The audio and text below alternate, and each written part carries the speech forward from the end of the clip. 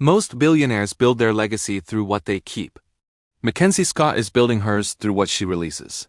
In a world obsessed with accumulating more power, more control, more status, she has quietly chosen the opposite path. Her life today is a profound reminder that wealth is not a throne to sit on, but a tool to pass forward.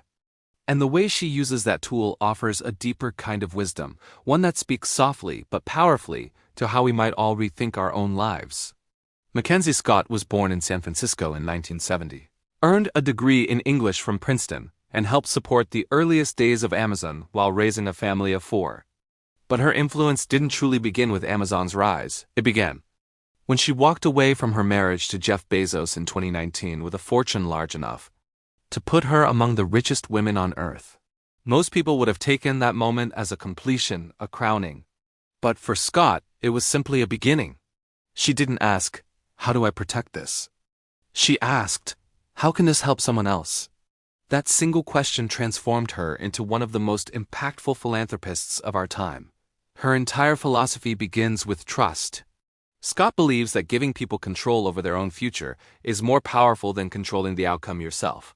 That's why she gives unrestricted gifts. No requirements, no boards to report to, no imposed vision from a billionaire looking down. She trusts that the leaders already doing the work know better than she ever could how to change their communities. In a world where wealth is often used to steer, shape, or dominate, she uses it to release, empower, and uplift. For her, trust isn't a risk. Trust is the strategy.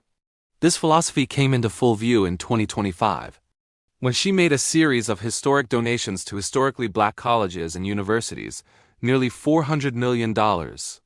Howard University received $80 million, the largest gift in its entire 158-year history. Morgan State received $63 million. Smaller institutions like Voorhees University received the biggest donations they had ever seen. And every cent was given without restrictions, no strings, no conditions, no demands. Only belief that after centuries of underfunding, these institutions deserved the resources to finally write their future, not just survive their past. Her giving wasn't charity, it was correction. It was recognition that when a system has been imbalanced for generations, those with power have a responsibility to help tilt it back. Through her actions, she seemed to be saying, if you want to change the future, invest in the people who have been shut out of it. And that message carries far more weight than any number attached to a check. There are 4 deep principles behind everything MacKenzie does. The first is letting go of control. Wealth tempts people to micromanage, to impose, to sculpt the world to their liking.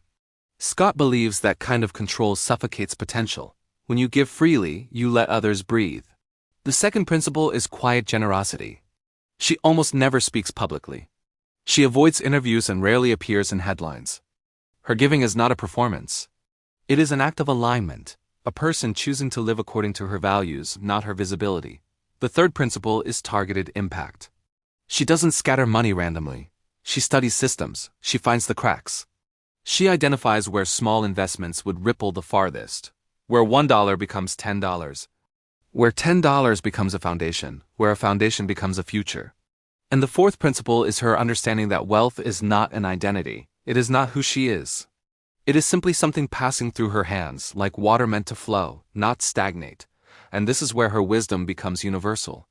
Her story isn't about billions. It's about clarity. She reminds us that the true measure of wealth isn't how much you hold, but how much you release. Not just money, but time, kindness, knowledge, encouragement, creativity. Everyone has something that becomes powerful once it is shared. You don't need billions to practice MacKenzie Scott's philosophy. You only need the courage to ask, what do I have that could help someone else rise? That question is the beginning of every legacy that matters. Thank you for watching. If MacKenzie Scott's wisdom inspired you, subscribe for more stories from the world's greatest wealth builders.